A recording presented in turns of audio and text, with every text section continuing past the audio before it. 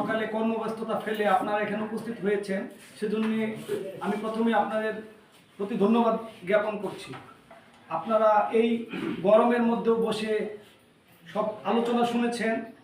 আমি আশা করব আপনারা আমার এই 6 মাস মেয়াদের সময়ে প্রতিদিন প্রতিটা ঘন্টা আপনারা পর্যবেক্ষণ করবেন স্কুলের কার্যক্রম, এবং আমি চেষ্টা করব আপনাদের পরামর্শ সমালোচনাগুলো শুনে যেন স্কুলটাকে খুব সুন্দরভাবে চালানো যায়।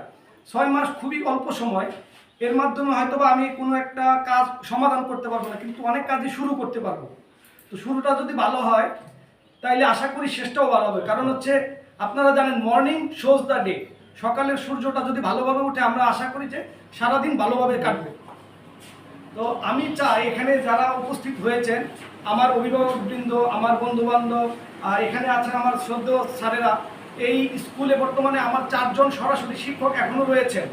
তো আমি আশা করব যে আপনারা আমাকে বিভিন্ন পরামর্শ দিয়ে সুন্দরভাবে সাজাবেন। কিন্তু আমি আজকে স্কুলে আসার পর প্রথমে যে জিনিসটা ধাক্কা খেলাম সেটা হচ্ছে এই যে অফিস রুমটা, আমাদের আমলে এই অফিস রুমটাই ছিল, এবং এই যে তারগুলা খুবই অবস্থান।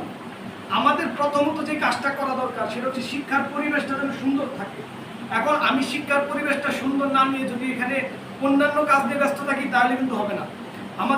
আমার আপনাদের কাছে যে প্রত্যাশা থাকবে সেটা হচ্ছে শিক্ষা নিয়ে আপনাদের যে কোনো অভিযোগ আমরা মিটিং কল করবো, সেখানে আপনারা আপনাদের মতামত জানাবেন।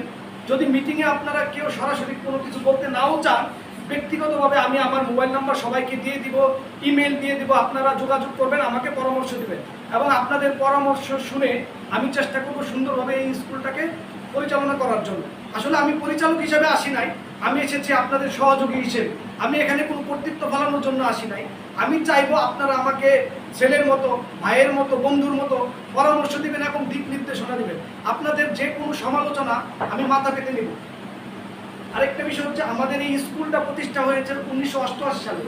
বর্তমান হচ্ছে তথ্য প্রযুক্তির যুগ, কিন্তু দুর্ভাগ্যের বিষয় যে আমাদের এই স্কুলে এখন পর্যন্ত কোনো ওয়েবসাইট নেই। ওয়েবসাইটটা একটা গুরুত্বপূর্ণ বিষয়।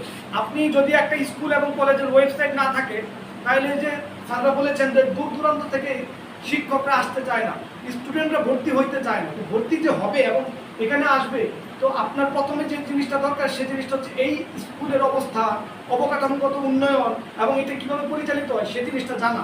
এবং বর্তমান যুগে এই জানার জন্য সবচেয়ে বেশি জরুরি হচ্ছে ওয়েবসাইট এবং Facebook group, WhatsApp group, Facebook page, এগুলোর মাধ্যমে মানুষ জানবে।